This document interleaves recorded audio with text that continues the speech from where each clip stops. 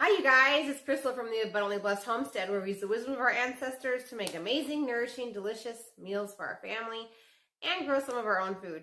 This morning I am starting the process of making homemade beef jerky for our vacation, our trip that's coming up this weekend.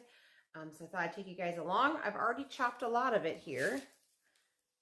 And then I remembered I should probably turn on the camera. So, the goal is to chop up between 4 and 5 pounds of meat. You want to use you're going to want to trim all the fat off, which typically goes against nourishing cooking, but fat does not dehydrate well. It can go rancid. So, I'm just trimming it and putting it in a bucket for the dogs. You could also, this is beef, you could also use pork. You could use venison, you could use any meat really. And so I am just slicing this into little thin, as close as I can get to 1/4 inch slices, and throwing it into a Ziploc bag. And I've also only thawed this beef out a little over halfway, so it's partially frozen still, which is what makes it so easy to chop. So that would be my tip on that. So this does take a couple of days to make, so you are going to want to start a few days ahead of time, like a lot of other cooking. And basically the first step is we're going to put it into a plastic bag, and we're going to cure it with a salt and sugar mix with a little bit of vinegar. The vinegar helps loosen up any other fat that is on the meat that I couldn't get off. And also, the salt and sugar help to cure it, just like in the olden days. You want to especially do this with things like pork before you eat them. Number one, it makes any meat makes it softer, makes it more moist when you cook it. Also, obviously, it's curing it so that it doesn't spoil.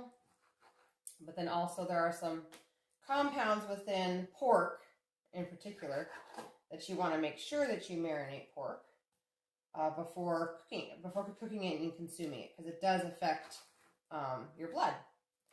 So yeah, so the curing process should be done with all pork, but we're going to do it with the jerky in particular, because this is going to be stored at room temperature, and so it needs to be cured.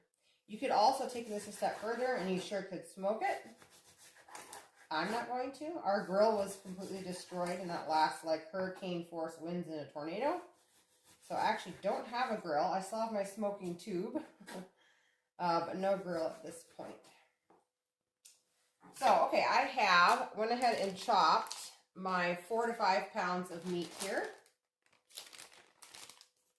Okay, so I have my 4 to 5 pounds of already chopped up meat here. Now I'm going to add 3/4 of a cup of coarse salt. Yes, it must be the coarse stuff. If you guys use the fine stuff like what comes in a shaker, your jerky would be way too salty. We want coarse salt. This is pink Himalayan salt. Actually, this is real salt, coarse real salt.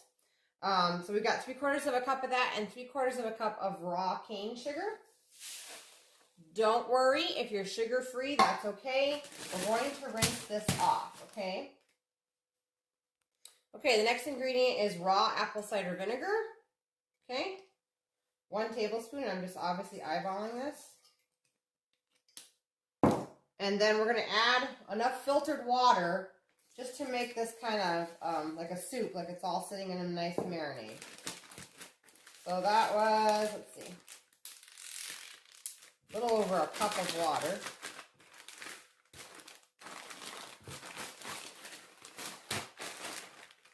We're going to need the full 2 cups. I was wondering if we're going to need the full 2 cups. So 2 cups of water. And then this is going to go inside the refrigerator for 24 hours, a full 24 hours. And basically what we're going to do is just let it sit. And anytime I think about it, I'm going to flip it inside the refrigerator, because obviously as it's sitting down and stuff on the top, it's not quite getting completely soaked. So we're just going to put this into the refrigerator, and we will be back in a little bit. Just in case you are curious, I used T-bone steak for the meat in this. You could also use pork chops. You could also use flank steak. You just want to use a meat that's on the softer side. although the marinating would soften up even the toughest of meats. That's what I chose to use because we had some excess T-bone steak from over a year ago inside our freezer. So that's what I chose. All right, I'll bring you guys back in 24 hours.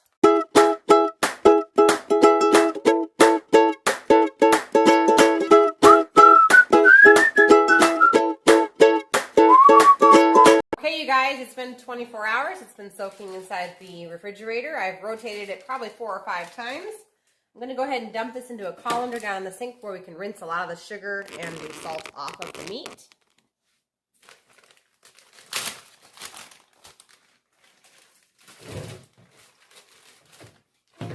We're going to want to rinse each piece pretty thoroughly.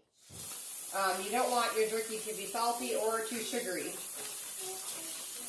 So I'm just going to rinse out this bag so we can reuse it because we're going to be putting the new marinade in it.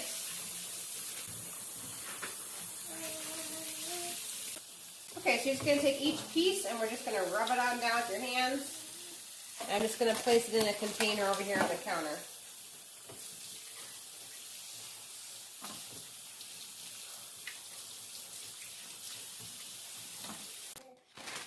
Okay, so now I'm just going to go ahead and move the meat into the bag that I already had it in. I thoroughly rinsed the bag. If you've ever wanted to know how to do a salt sugar cure, that's how you do it. In the olden days, they used to use mainly salt, but their meat was a lot saltier back then as well. So we're just going to add all the meat to the bag. And then we're going to add our marinade. And it's going to go back in the refrigerator for another 24 hours. Okay, for the marinade, I went ahead and ordered from Azure Standard this organic teriyaki sauce and marinade by Coconut Secret. I'm sure you could order at other places, but I bought mine from Azure Standard. This would be another good item to order Azure Standard directly to your door because it doesn't need refrigeration. So their prices are about the same, you guys, as far as shipping to your door and shipping to a local drop. So I'm just going to go ahead. This is all in one bottle, and I'm just going to pour it into my bag here. So this will be teriyaki beef jerky. The whole bag, or the whole bottle, into the bag. I'm going to seal it up good, and then just like I did with the other salt cure, I'm just going to rotate this every couple hours inside the refrigerator, or as much as I can remember. I'll just flip it on over to the other side. We're going to marinate this whole bag of jerky for 24 hours, and then I'll bring you guys back.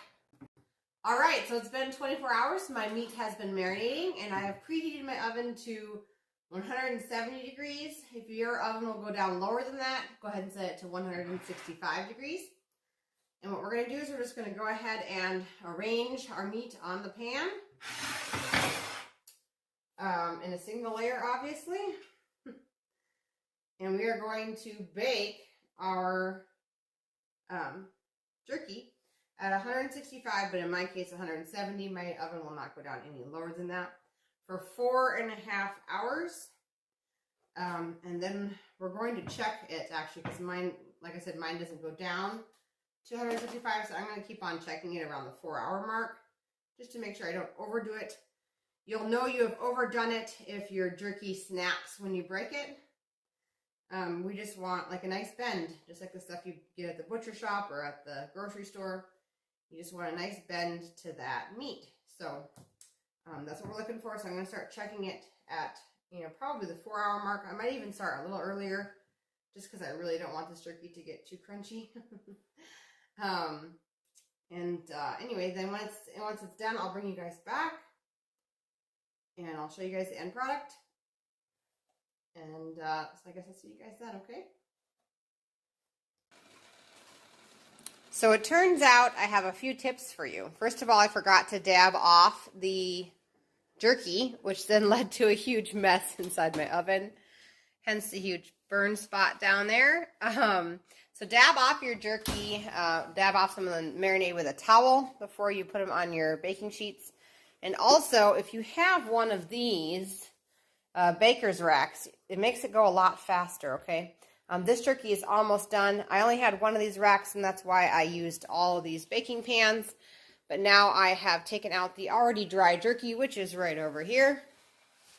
And this one just needs a few more minutes, I think. So I'm going to stick it back in for probably another 30 minutes. It's been a little over 4 hours. I'm going to stick it back in on this rack since it all fits, and then I'll bring you guys back. Okay, so that's all there is to making homemade beef jerky, you guys. That's what it looks like in the end. Nice and dried out. Like I said, it took about 4.5 hours on a plain baking sheet. And I would dab these with the paper towel or a towel before you do it. Or you'll end up with a huge mess and have to clean your oven before vacation. Anyway, also if you have more than one of those baking rack, drying racks, cooling racks, if you do it all on those, if you have enough sheet pans to do that, I don't. I think it would go a lot faster, between 3.5 and 4 hours. So, if you guys like this video, if you like beef jerky, give it a thumbs up. It helps with the algorithm. And if you haven't subscribed yet, subscribe. I'll see you guys in the next one.